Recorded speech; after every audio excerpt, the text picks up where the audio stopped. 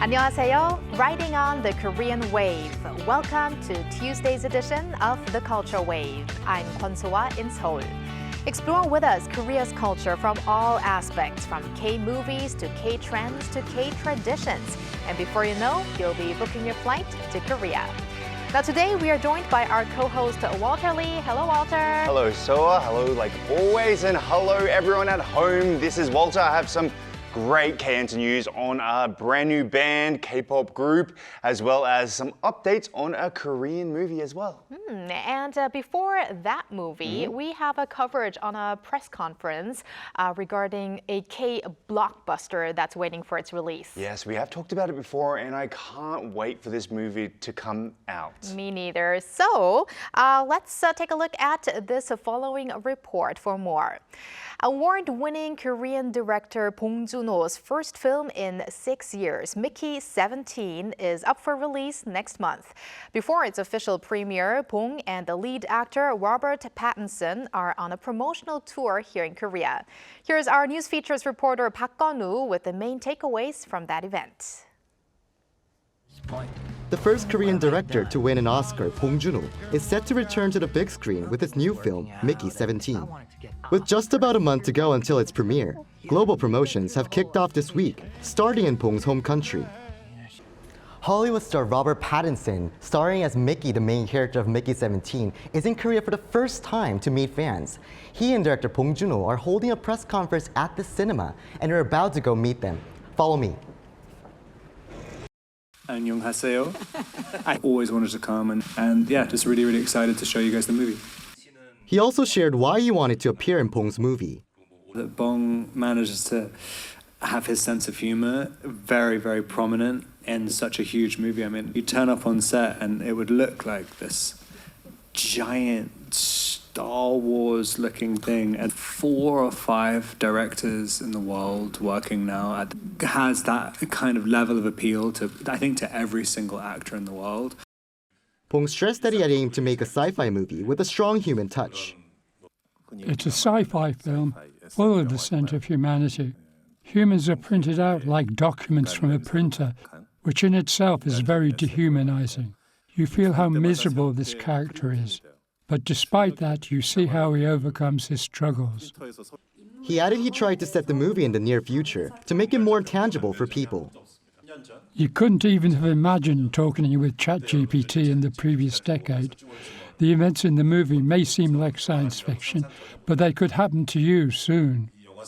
Fans waiting for the movie's release also waited from the early morning to see their favorite movie star and director. Young girls who watched Twilight must have liked him. I have been waiting from the early morning because I was happy to see him at last in Korea. Everybody will be waiting for the upcoming movie. Amid high anticipation, Mickey 17 is set to screen at the 75th Berlin International Film Festival next month, ahead of its theater premieres. With its premiere in Korea on February 28 ahead of other countries, one question remains: will the new movie create another global sensation? Park Gun-woo, Arirang News.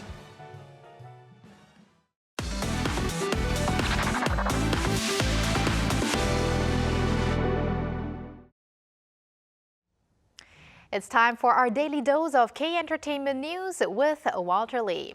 Now, Walter, we talked about this specific group on a recent episode, and we kind of predicted that we're probably going to talk about them very soon, and that happened to be today. We're going to talk about JYP's new boy group, KickFlip. Yes, we only reported about them, I think it was last week, and this week we have to talk about them because they finally made their debut. We're talking about KickFlip, who held a showcase just on Monday afternoon to commemorate their release of their debut mini album, Flip It, Kick It. And yes, like I said, they finally made their official debut. Now, KickFlip is led by the leader, Jaehoon, and made up of 4 other Korean members. Their names are Donghwa, Juwang, Minjae, and Donghyun. And they also have 2 Japanese members by the name of Amaru and Keiju as well. Now, their debut mini album, Flip It, Kick It, features 6 tracks. Now, some of those tracks include Mama Said, which I think you may be hearing right now, as well as Great, Warriors, and Like a Monster as well. Now, notably, KickFlip's first album, Flip It, Kick It, surpassed 300,000 pre-orders as of January 15th.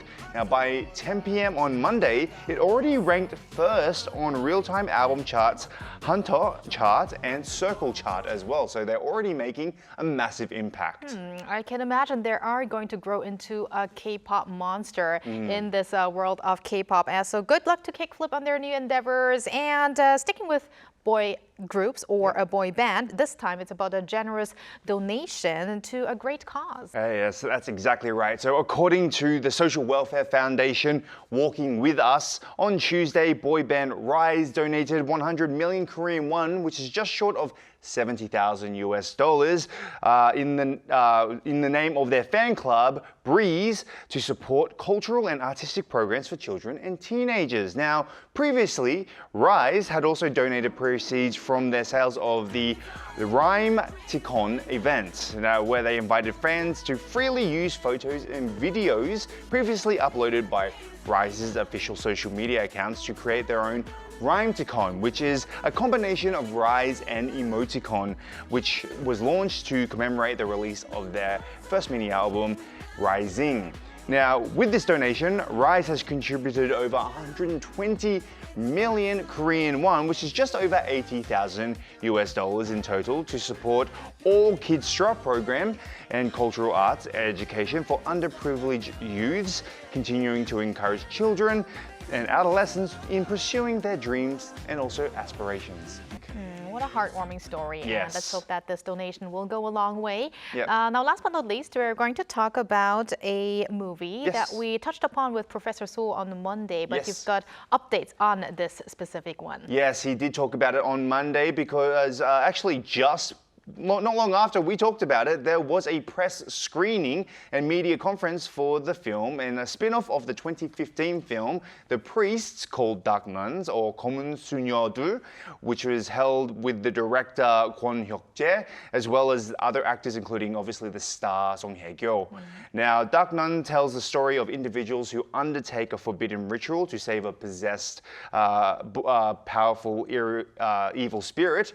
It is the second installment to the 2015, or a spin-off to the 2015 The Priests, which captivated 5.4 million viewers. Now, Song Hye-kyo, the main character, she plays the role of Sister Yu Nia.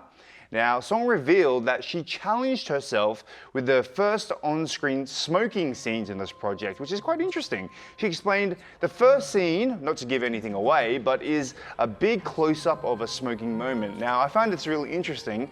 She said, "I didn't want to fake it. While filming the movie, I practiced acting a lot, but I also practice smoking quite a bit." I don't know if you could practice smoking, but it turns out you can practice smoking. But anyway, anyone who's wanting to see the movie, they don't have to wait too much longer. Dark Nuns will be released on January 24th, just in time for the holidays. That's going to be a thrilling start to the holidays. Well, Walter, thank you very much for those K-Enter updates, and stick around. Will do. And now we're going to move over to our AR anchor Ari for other culture-related news. Welcome to the Culture Wave AI News. Here's our first story of the day. Korea's major palaces and tombs will offer free admission during the upcoming Lunar New Year holiday. From January 25th to 30th, visitors can enjoy free access to the four major palaces, 경복궁, 창덕궁, 덕수궁 and 창경궁, as well as Jongmyo Shrine and the royal tombs of the Joseon dynasty. Visitors to Gyeongbokgung Palace between next Tuesday and Thursday will receive a special gift, a traditional sewa painting that symbolizes good fortune for the year ahead. The National Museum of Korea has unveiled its key initiatives for 2025, marking the 80th anniversary of Korea's liberation. The museum will hold exhibitions dedicated to Admiral Lee Sun-shin, known for his historic victories against the Japanese Navy, and Son Ki-jung, Korea's Olympic hero who won a gold medal under Japanese colonial rule. To promote Korea's artistic heritage, the museum also plans to showcase the high-value art collection donated by the late Samsung chairman Lee Gun-ik to audiences in the United States. Cruise tourism at Busan Port is expected to fully recover this year, surpassing pre-pandemic levels. The Busan Port Authority estimates around 200,000 cruise passengers will visit the southern city via over 170 ship arrivals. This reflects a 48% increase in ship operations and a 31% rise in passenger numbers compared to last year. Port authorities plan to take various initiatives to position Busan Port as a global maritime tourism hub. That's all for now. Stay tuned for more cultural updates and insightful discussions ahead.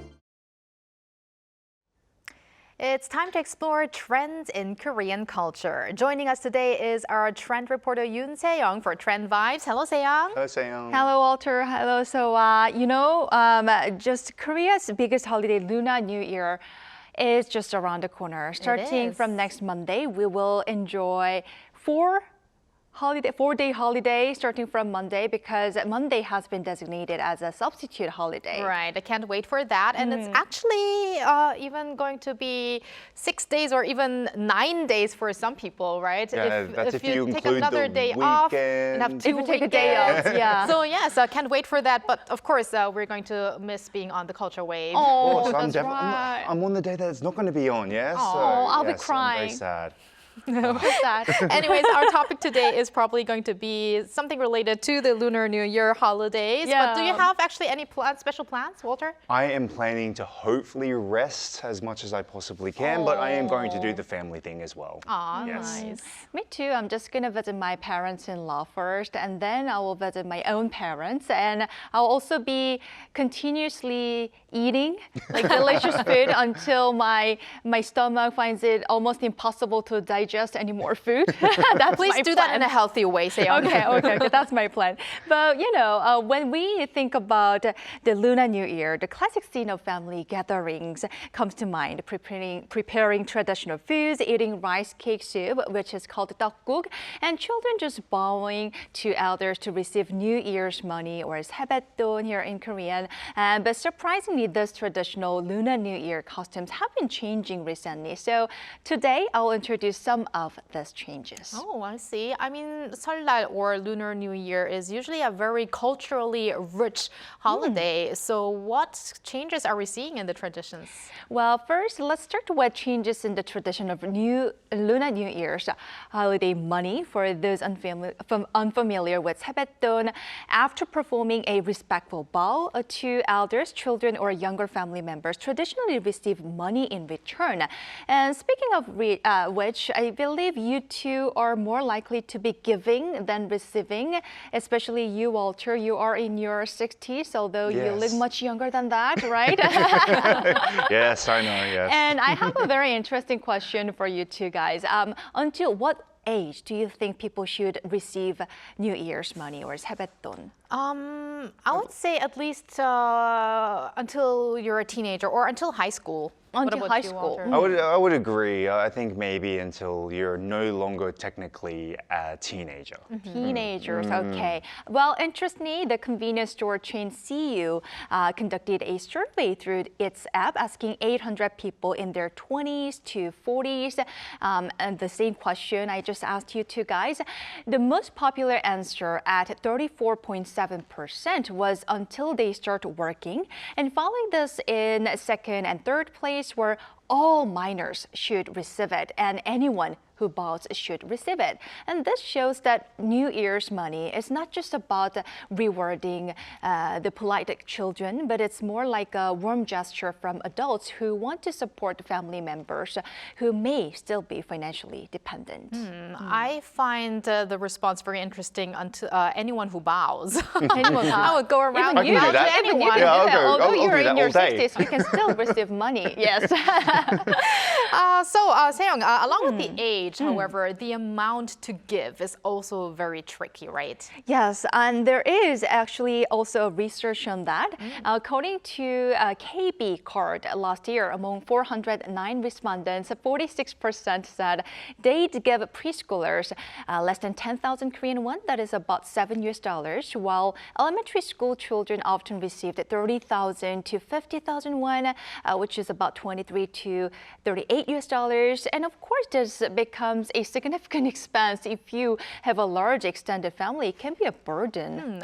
And usually for little children, it's often the case that actually their parents say, oh, I'm going to keep the money for you for a while until you really need it. Is that what you do, Seong? It's here's my little advice for those children: do not trust your parents. Just keep the money Although with my you. children are still very, very young, so they will not know. So I'll just keep those sebeton for them. I hope they're not watching right now. I hope that they're not learning English Oh yeah, yes. for now. I'm still the same. My daughter doesn't know how much money I have stolen from her. But that's the thing. These days, obviously, not many people carry cash. I mean, I don't carry cash very often, which makes it actually quite hard to prepare. I mean, these days, many people just use card or other transactions. That's right. So I've heard some people now give New Year's money in non-traditional forms. That's right. Some give stocks or mutual funds instead of cash, or parents invest the money that their children receive in stocks for them. And the idea is to teach kids about saving and investing early rather than just spending it all at once, because children tend to spend all of the money they receive from the adults just at the convenience stores or wherever they want to spend the money. Right. Now, Seong, adults usually also accompany the New Year's money with some words of encouragement. It's known as tokdam here in Korea. Is there also a change in that these days? Yeah, absolutely. Sometimes well-meaning advice about like marriages, job, or salaries can feel like nagging sometimes, right? And this has been led some younger people to avoid family gatherings even during the holiday as well. And in response, Kakao Pay launched a playful campaign called the Nagging T-shirt. So popular nagging phrases like, when are you getting married? Or do you have a girlfriend or boyfriend? Which college do you plan to go? On the back of the shirts with QR codes. And scanning these QR codes lead to a payment link, humorously suggesting, hey, pay up if you're going to nag. And for example, when are you getting married is priced at 300,000 Korean won. That is about 230 US dollars. Pretty expensive, right? Very. And it's a fun way for a younger generation to make light of this somewhat uncomfortable situations. And I think it's a very clever way to satisfy their financial needs as well if they need extra money. Very creative. I think I'm going to purchase one of those shirts anyway and just walk around the whole entire place with these just And to... bow to everyone. Are you Yeah. planning to have a second child? That's No. one of the nagging phrases. Well, I'll just start making my own with all these other different different ones. That's a very good idea, but that really shows how much people want to sort of avoid nagging. I mean, nobody likes nagging, even though as parents, we also probably nag as well. Right. But speaking of traditions, rice cake soup is a must for Lunar New Year, of course. But I heard even this has seen some changes recently. Yes, in Korea, it's said you gain a year by eating a soup of rice cake soup or tteokguk.